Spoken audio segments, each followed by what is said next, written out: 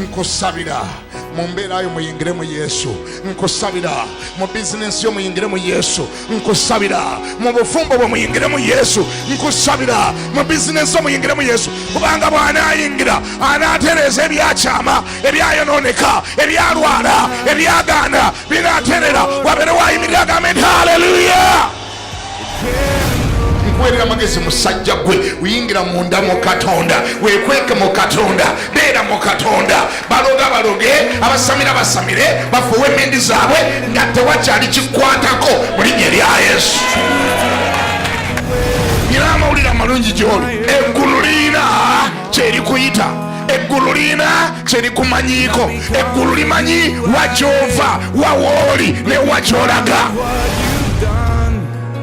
Not because of what I've done, but because of who you are. I am a flower quickly fading, here to on tomorrow, a wave tossed in the buvunaanyizibwa bwo okugaaninganga amatuugo n'omutima gwo.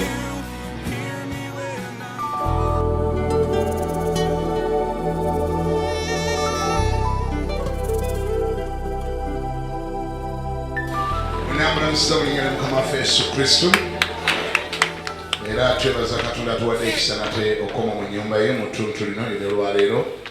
Nyamba neighbor oyo munamusizeeko akatonotono katono. Mulamuseeko akatono, ali ku kkono n'ali ku ddyo, ali ku kkono n'ali ku ddyo, mulamuseeko. Oba kisoboka n'akuli emabega mulamuseeko, n'akuli mu maaso mulamuseeko. Bw'omala ekyo obikkula Bayibuli yo mu Samwiri ekisooka essuula 11. Omusomi mulungi agenda kuba ani olwaira nsomere. Samwiri ekisooka 11.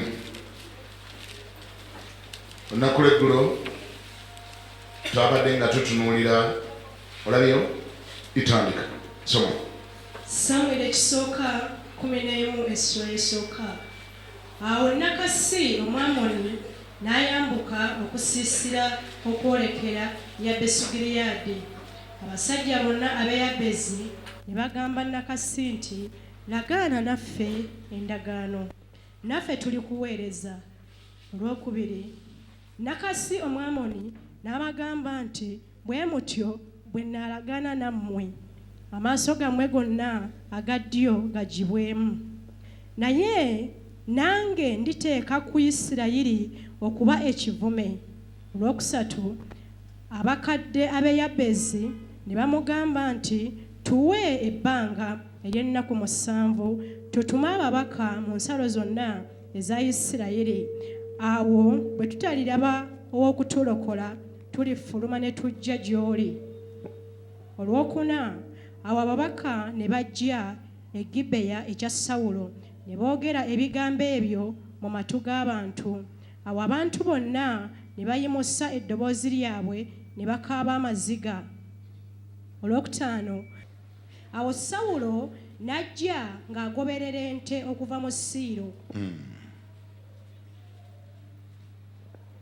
Sawulo n'ayogera nti, abantu babadde batya okukaaba amaziga. Ne bamubuulira ebigambo by'abasajja ab'e Yabezi. Olw'omukaaga, awo omwoyo gwa Katonda ne gujja ku Sawulo n'amaanyi. Bwe yawulira ebigambo ebyo, obusungu bwe ne bubuubuuka nnyo. Olw'omusanvu, awo n'addira ente 2 n'azitemaatema n'aziweereza okubuna ensalo zonna eza Isirayiri mu mikono gy'ababaka, ng'ayogera nti, buli atalifuluma okugoberera Sawulo ne Samweri, bwe kityo ente ze bwe zirikolebwa. Ekitiibwa kya Mukama ne kigwa ku bantu, ne bafuluma ng'omuntu omu.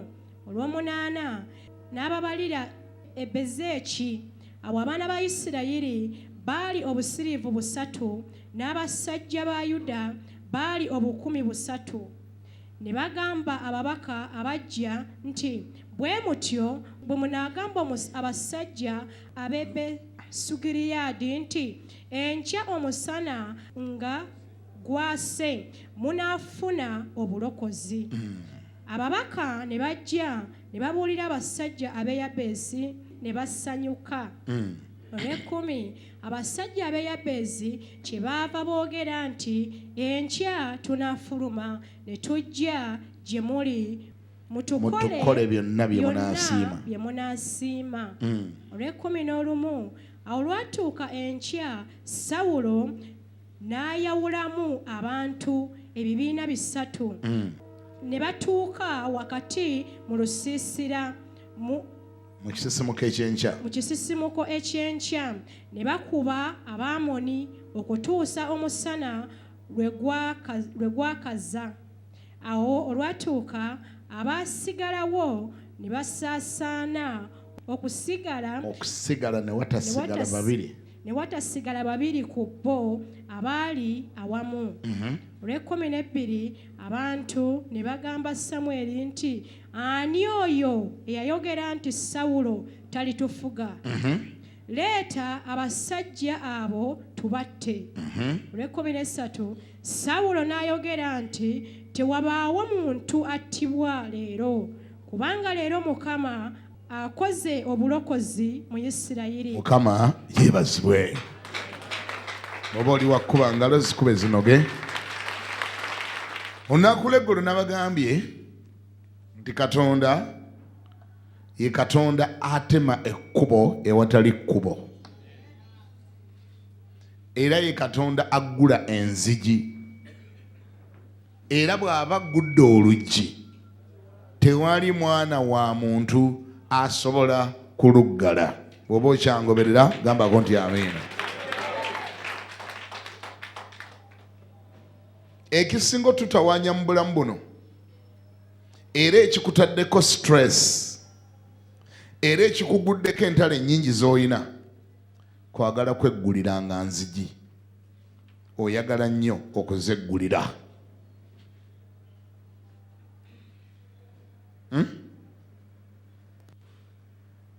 Ezimu omenya mmenye, ezimu osindika nsindike. Kyovulaba oziggula ne ziggula ne zeggala, kubanga gwe oziggula. Kituufu nti mu bulamu buno waliwo bye tuteekeddwa okwekolera, naye oteekwa okwawulangamu ebibyo byebiriwa n'ebya Katonda byebiriwa. Gwe okolenga ebibyo, ebya Katonda obimulekerenga.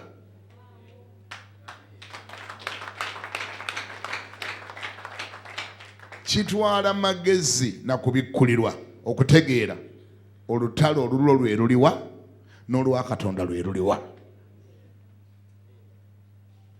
Ebibyo byebiriwa n'ebya Katonda byebiriwa.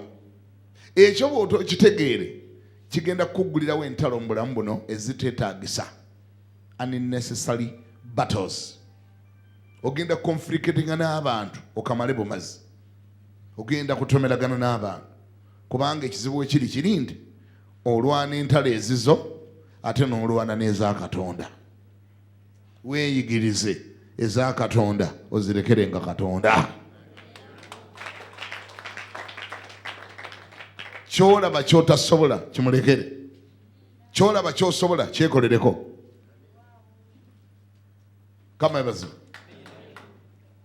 omusajja gwe twogerako ono Sawulo, eggulu twafundikidde nga tulabye luli, twalaba nti bwe bamala omwanjula nti yagenda okukulembera Isirayiri, yafuna endorsements okuva mu bantu. Wali abaagamba nti awangaale Ssaabasajja, ne bamuwangaaza. Naye ate twakisudde ng'ate waliyo abaagaana. Mu lunyiriri lw'ogwako essula 10 yadde gwako twalabye abaagaana. Ne bagamba omusajja alitufuga ati oyo, tajja kutufugayo. Sawulo n'aba mugezi, ye bwe yabiwulira, Bayibuli yatugamba oba yatugambye oba etugamba n'agenda ewuwe e Gibeya ne yeesirikira. Kitegeeza ekyo n'akikwasa ani? N'agamba Mukama ekyo kimpitiriddeko, ndi kabaka mupya nzija buzzi ndi mwana muto sifugangako tewaliyo na kabaka gwendabirako nti yanamentalinga mukama gwe wampise wansanze nnunda ndogoyi zange nonzijayo ondeete onfuule kabaka newe twogerera nfunye resistance kati nkwegayirira mukama eyo resistance gwoba ogiyingiramu olwo lutalo si lwange ndukulekedde kubanga gwe wampise wangi and everything appeared like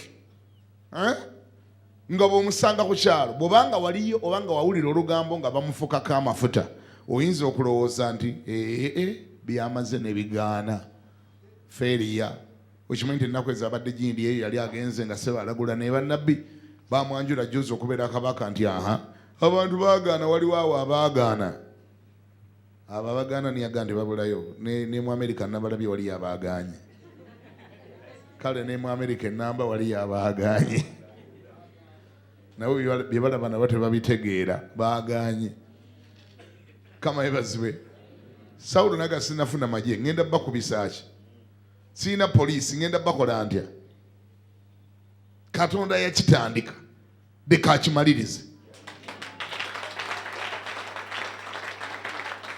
amina talina tiyagasi musajja wattu kuba teyali mu gavumenti talina tiyagasi kati Sawulo abaganye yali agenda bakola ati n'agamba mukama gwe abatonda ate gwe abalabye nga beetaaga kabaka gwe wannonze ngo nzija ewaffe gye mbadde nnundira endogoyi zange nondeeta mu bintu bino wasooka na kubuza ndogoyi ntuuse mukama nzize waliwo abakkiriza waliwo abaganye sina tiyagasi sina poliisi sina magye ngenda bakola ntya sina batuuni mbakola ntya kama ebazibwe Sawulo naga mukama kangende Gibeya nkulindirire eggwa yakitandika gwoba okimaliriza bwoba okuba engalo okubira ddala zinoge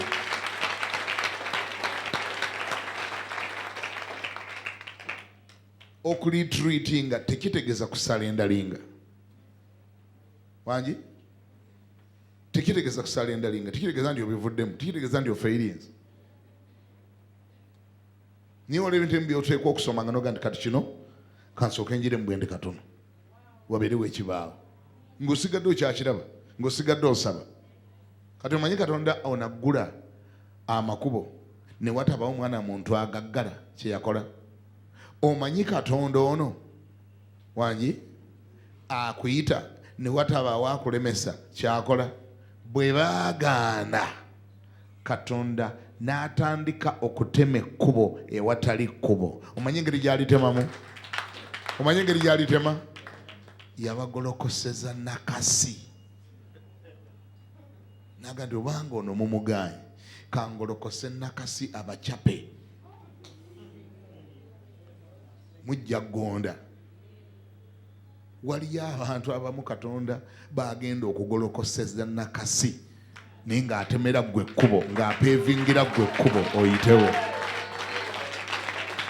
ani awulira nga medi amiina oyagala nkinjogedde kuba sobola kimenyawo waliyo abantu abamu for the sake of you and for the sake of your destiny waliyo abantu abamu Katonda bagenda okugolokoseza nakasi ababadde batakwetaaga batandika okukwetaaga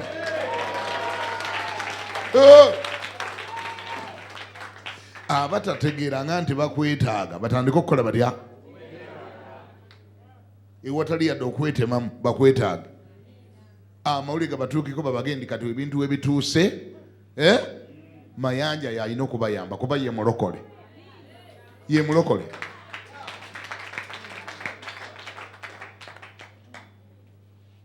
ngeri ya Yefusa mujjukira Yefusa baganda bwe bamugoba wangi ojjukira Yefusa baganda bwe bamugoba Katonda yakola atya nga amuyingizaawo yabagolokoseza Abamoni waliyo abantu abamu abagenda okukubwa Abamoni nga bakubwa ku lulwo Katonda kubagonza bategeere nti oli important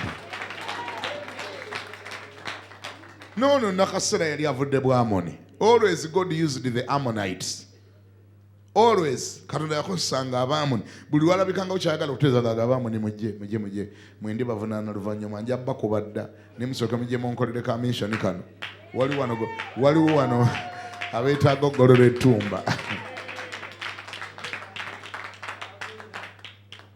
kati obuulira enjiri mu kika kyewammwe tebagikkiriza obuulira bakuvuma waliwo abagamba wavaako waya waliwo abagamba ebikondo byanyooka buli muntu byayagala byayogera wali abagamba oli mulalu wali abakuteekako ekyobulalu bagamba ndogamba nakamya yagwira ddala eddalu yayingirira ebyo ebintu by'obulokole ne bwaba atandise okwogera omulaba ng'ayogera tamala yalalukira ddala ate omanyi obulokole obutaliiko ssente abantu balabira ddala mangu eddalu ekyo kyo mbadde mukimanyi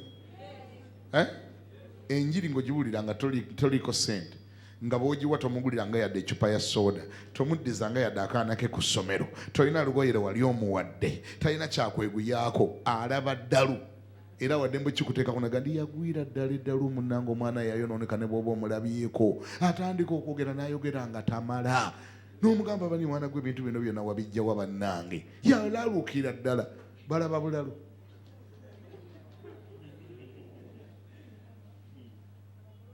kama yebazo anna mwera nabagamba ddamu kimanyi enjiri y'omwavu eba nnyingi nnyo nyingi kubanga yonna agipakira muki yonna enjiri eba mu bigambo yonna tewabaawo yabikolwa kati buli convincing yonna ebeera mu bigambo oyogera tomala ng'olinga kyalaani ate gw'obulira tomugulira nga yadde ecupa ya soda sigande ogenda kumala omubuliro mugambe tugende ku lunch kwogera bwogezera lokoka Yesu yafa ku musaalaba Golgotha Kalivali tolokoka omuliro gujja kwokya Gehenna kugamba naawe olaba nonya bamasasiri mukulimu olabe nga otta omuntu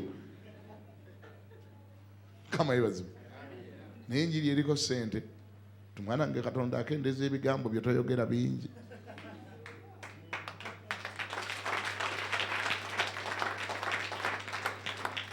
era mwena kyobulaba mbasabira mufune ssente mu linnya lya Yesu. Serious. Njiri eriko ssente weetaaga kwogera bigambo bingi. Oli omugamba wali omaze okulya emmere wali didda sinnalya sebe tugende wano ku Afrika nandoza tufune ku mmere simanyi owulira eyo olede enjiri ekyo ekigambo kyokka kyoyogedde enji era agenda agirowooza nga Katonda bannange mukama ngono yamusumulula nnyo kati antwala kulya mmere mu Afrika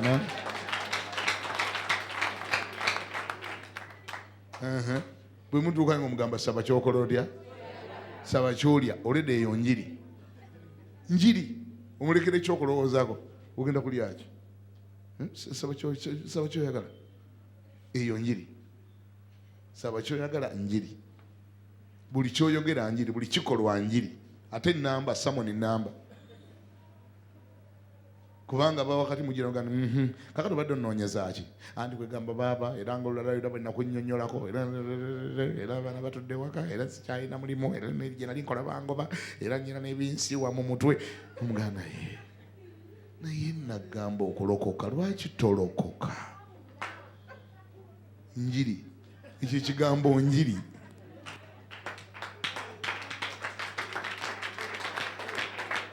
nkama ebazi lwaki tolokoka tewetaaga kwongerako bigambo bingi lwaki tolokoka ekyo kano kirumulekera n'akirowoozaako bw'oba wakibuuza dda kwolwo lwako nga naye yakwetegekera dda ogenda okulira nga yagala naye era ndaba ninga omulokole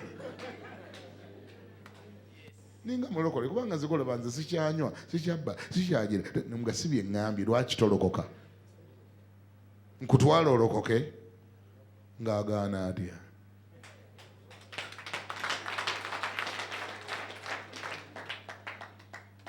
kama ebazibu kati Katonda kyagenda okukola mu bulamu bwo kubanga gwe yakolokola dda okay agenda kuteeka ssente mu mikono gyo oyanguyirwe enjiri ekwanguyira okugibuulira mukama yebazibwe kati ate bonna be wali obuulidde ne bagaana okuwulira by'oyogera. Bajja bagolokoseza bannakasi, nakasi amuleete nga kaguddeyo nga talinnya. Bano Sawulo baamulaba ne bamugaana. Golifugaani gwe ofuga mulala twaliri empale zo ani afuga gwe afugaani wali obaddeko kabaka olina experience yenkanawa mu kika kyamu wali wabaddeyo kabaka ye n'agamba Mukama kati kyogoba okikolako. Katonda n'agamba ngenda kukikolako. Ngambye Katonda agenda kubikolako mu linnya lya Yesu.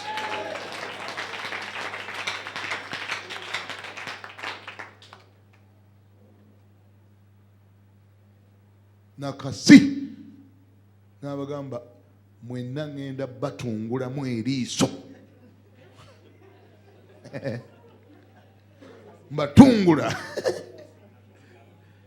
Buli ayalowooza nga ku liiso lye yagenda tutungula. Bamwegayira mugamba tuweeye wiiki bwe tuli bulwali tulokola nga tujja ng'otutungula. Kubanga ate kyetumanyi bwe tugaana otutungula otutemako mutwe. Mukama akuwa omukisa muzeeyi.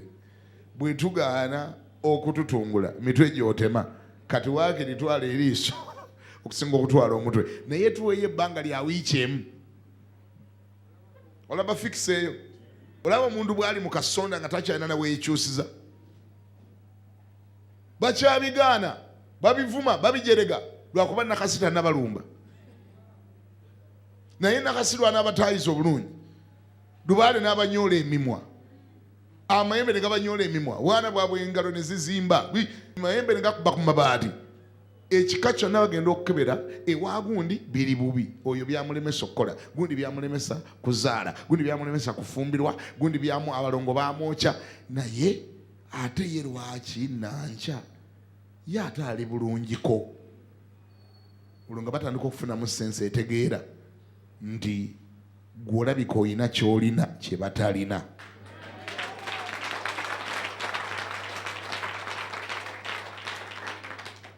Nze waffe baasamira nga mmaze okulokoka nga mu nkiiko za famire mwe basinziira ne bagamba nti kakati bannange nga bwe tumaze ebyo by'okwogerako ebyegundi ebyo kati n'ensonga eri tugyogerereko ddala tukuŋŋaana ddi. Ne mbagamba mwagala kukuŋŋaana ku ki? Agwo oli mulokole gwe tebikkwatako ffe twogera ku byakusamira kwaffe. Wammamu abanaasamira mujje wano tulabe engeri gye tunaakola ebintu bino. Nenga ndi abantu bano bamanyiira mu mukolo gwe nazze mwe bateeseza okusamira. Ne mbagamba bantu mmwe temujja bisamirayo. Ne bagamba tujja kusamira. Ne mbaga temujja kusamira. Ne mbagamba ne lubaale wammwe mukola emidde mujja munonya temuli mulaba.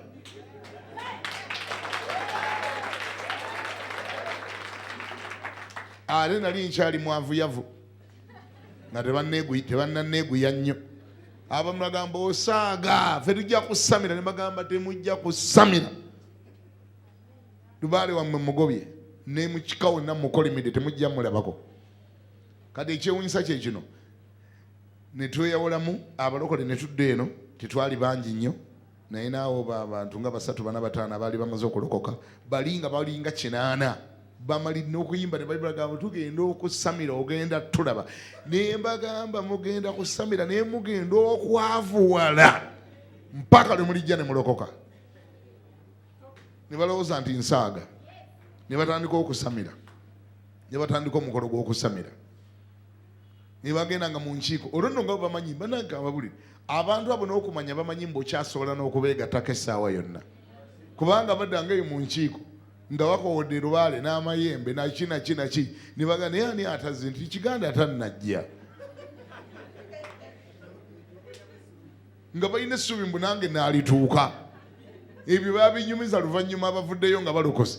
Olinaga nti okimanyi twabanga mu nkiiko ne bagamba nti Kiganda atannajja ekiro ne batandika okulaamiriza bajjajja mugende mulumbe n'Ekiganda oyo naye muleete nga kakaaba ow'egindi nga mwamuleese n'ow'egindi. Ne batuma kati bali abatalina Katonda bo bwe babasindikiranga emizimu gyabanonanga era babanga bali awo ng'enkya lubaale abaleese tebalinnya bazze kwegatta mu lukiiko bajje basamire. Omuntu yekka ataalinyangayo gwe bataalabanga nga tajja nga y'Ekiganda ye tazze. Naga naye kiki ekimulimu? Abalinamu amagezi ne batandika okubuuza ki ekyenjawulo, kubanga Baabagundi Omukatuliki ye twamusindikidde ebintu ye byamuleese. Baabagundi Omuprotestante ye twamusindikidde emizimu ye gyamuleese. Naye kati wulira, baatumanga emizimu gyabwe nagyo ne gyekaza. Bajjajja mugende muleete n'Ekiganda oyo mumuleete wadde yeerokosa lokosa. Lubaale ne yeegumyagumya, tujja muleeta naye. Kati yamanyi ekyamutuukangako ng'atuuse ewange.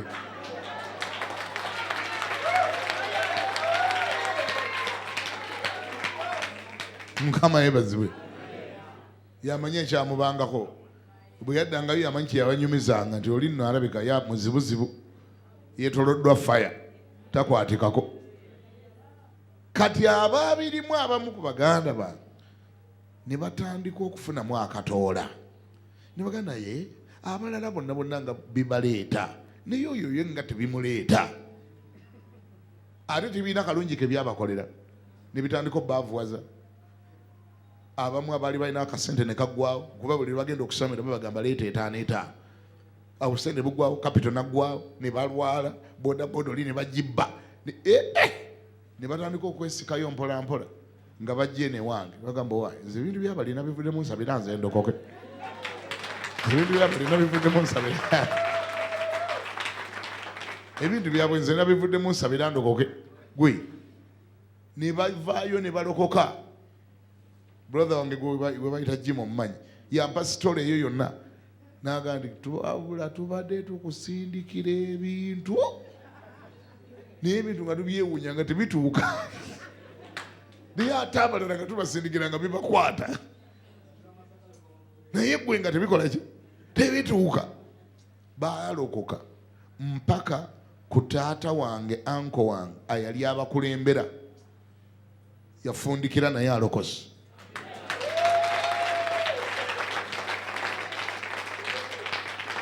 Yalokoka bonna.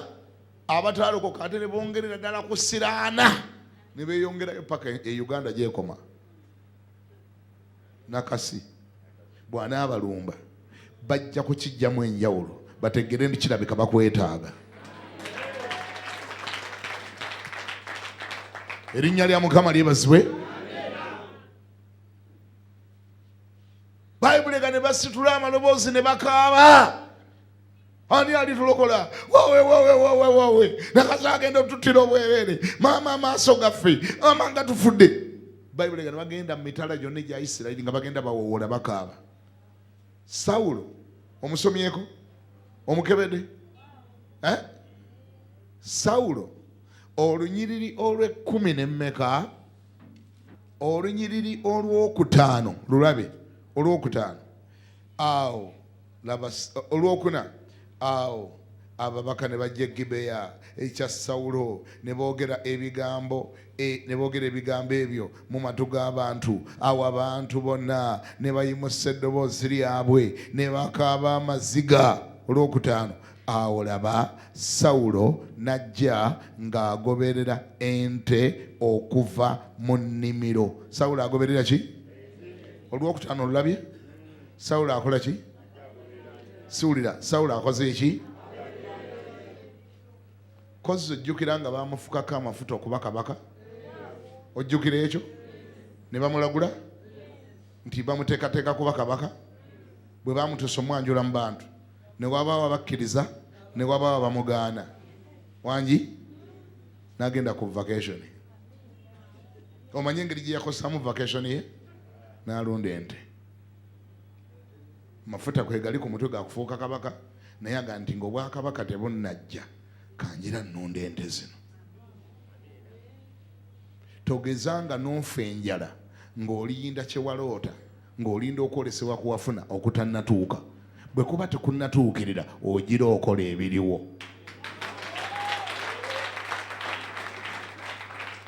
Wali awulidde? Wasoma diguli? Wafuna diguli? Naye tonafuna mulimu gwayo. Ogunoonyeza gukyagaayi. Wangi ogira osiika sumbuusa. Sumbuusa tezigenda kusiimulako diguli yo. Kubanga ati nakyo tekikola makulu okusiŋŋaana ng'ofa enjala ng'otambuza bigiri ng'osiiwuukiridde ne bakubuuza kiki temirimu gyabula mirimu kika ki nti nkyaginoonya ginoonye ng'olinayo nekyokola angi kiri ekinene nga bw'okirinda amazima gali nti wali kigenda kiremesa kigenda kujja naye ng'okyakinoonya noonyaayo ekitono ky'ogira ng'okola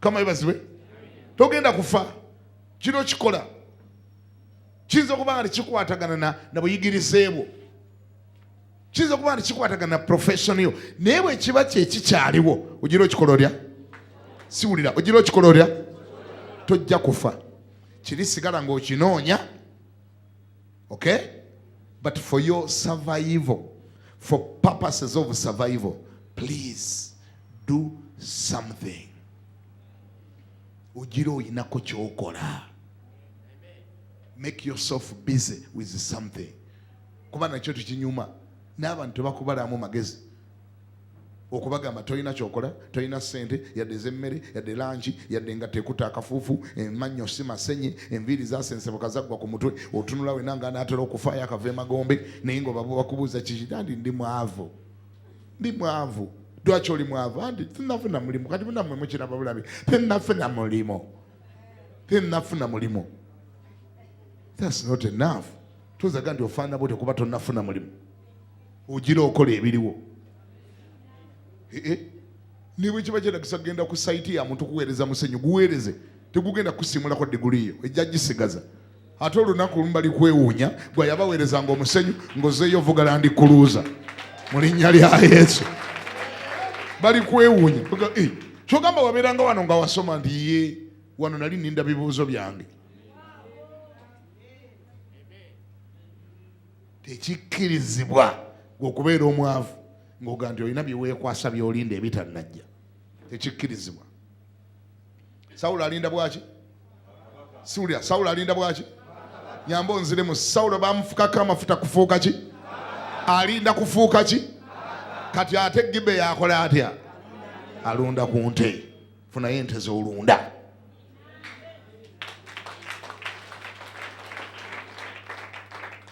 Now there was Saul coming behind the herd from the field. Oh my God. Behind the herd. Ali mukulunda. Bamufukako amafuta ennaku ezo kuba kabaka. Essuubi ly'okufuuka tannalisuula. N'okulagula ennaku ezo yalagula ne bannabbi. Wakyaliwo akantu katonotono akakyakutta akatannakutuka. Wangi? Wakyaliwo Mukama kaatereeza. Sawulo agandika kanjira nnonda kama ebazo bw'atuuka asiŋŋana nga bakaaba what troubles the people that they weep and they told him the words of the men of Jabez olw'omukaaga. Then the Spirit of God came upon Saul when he heard this news, and his anger was greatly aroused. So he took a yoke of oxen and cut them in pieces and sent them throughout all the territory of Israel by the hands of messengers, saying, whoever does not go out with Saul and Samuel to battle, so it shall be done to his oxen. And the fear of the Lord fell on the people, and they came out with one consent.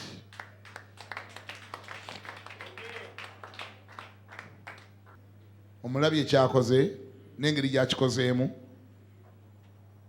atandika ali mu kutandika kaakati atandise ministry atandise obuweereza alonkinze naye lonki engeri gyagikozeemu ogirabye bizingiddemu kutta nteeze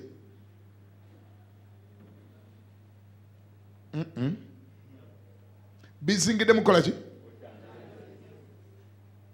anoonya kuignitinga abantu abakoleeze baveeyo bajje bamwegatteko. First of all, kati waliwo cause. There is a cause now. Why? There is a Nahasi wali. That's a good cause. Anoonya kumobilizinga je bajje bamwegatteko Nesoko tulie strategy eri very prophetic but also erimu amakulu mangi agagyekwesemu. Wano waliwo abaweereza, kambalabe emikono gyammwe, ndaba abaweereza bali wano. Oli muweereza? Oli muweereza? Bino bibyo.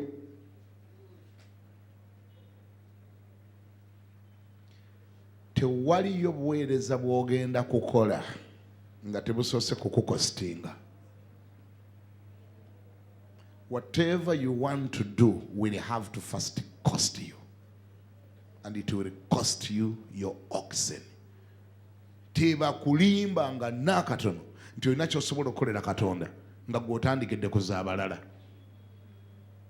Nkudiremu mwe mwena abagala okufuuka abaweereza, teba kulimbanga nti abantu bali kuwa yadde 10 nga gwe toteekanga muzizo. Kiri automatic kiva wa Katonda, Katonda yakoma ku mitima gy'abantu nga tannabakomako asooka kubuuza gwayogere nnyo otaddemu ki. Kino ekiroto ky'oyimbirira kikostinze eki? Price ki gy'osasudde? Price eyo gy'osasula, eyo gy'olabe yeetabuka negenda ekoma ku mitima gy'abantu ne badduka emisindo okujja okwegattako. Ate nabo bakikola tebategedde, naye Katonda yaaba naawula ng'alaba omaliridde. If your vision cannot cost you, forget about talking about visions. If your dream cannot cost you, forget. Toddamu na kwogera. Bino tobiyita bitongole bya gavumenti. Buno buweereza. Naye nno maama, n'ebya gavumenti nabyo ababiri mbajja kubuulira nti nabo bisooka kubaako bye bibatwalira. Genda obuuza abaanoonya akalulu gye buvuddeko, bakubulira amayumba gaabwe gye gali.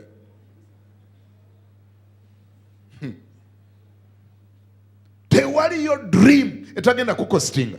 Tewali vision etagenda kukostinga. Is it a dream? Is it a vision? Do you believe in it? Okkirizanga yava eri Katonda? Okkirizanga kyogoba kyava eri Katonda? Tewali agenda kifinancing nga gwe tonna kifinancing. Tewali agenda kifiirira nga gwe tonna kifiirira. Tewali agenda kiteekamu nga gwe tonna kiteekamu. Ekyo ekikolwa kye yakola ekyo. So he took a yoke of oxen and he cut them in pieces and he sent them throughout the territory of Israel by the hands of the messenger, saying, whoever does not go out. Abantu ebifi byennyama ebifi bwe byabatuukangako, ebifi byajjiramu ebifi byaleeta message naye bwe byabatuukangako nga babuuza kati ennyama eno yeevuddewa? Nti zibadde nteeze. Ekiki? Nti zibadde nteeze azitemyetemye. Naye agambye ataagoloke mugoberera akukola ng'ente eno.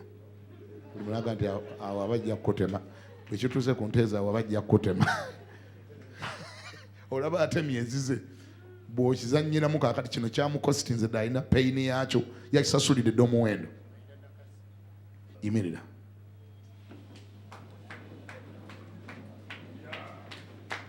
Teeka gula mukono gwo.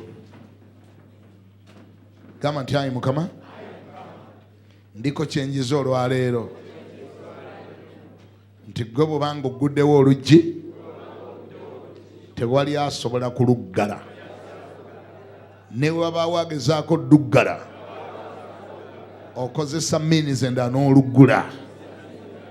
Ekyo nkiyiza olwaleero nti buli kye watandika ojja kimaliriza, era gw'ayantandikako ojja kummaliriza.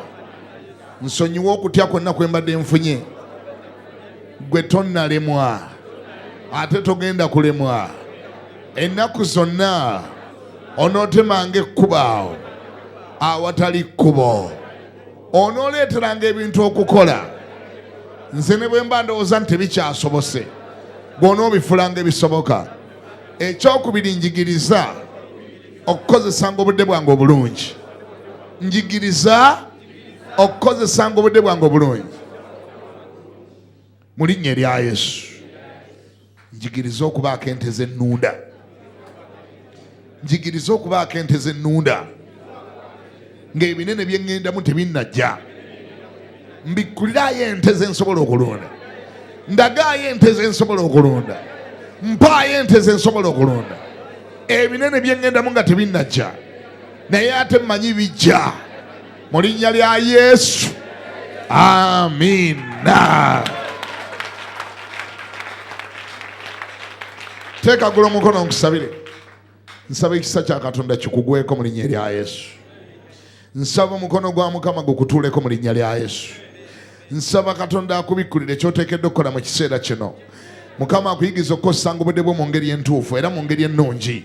Katonda ayakutandikako leka akumalirize.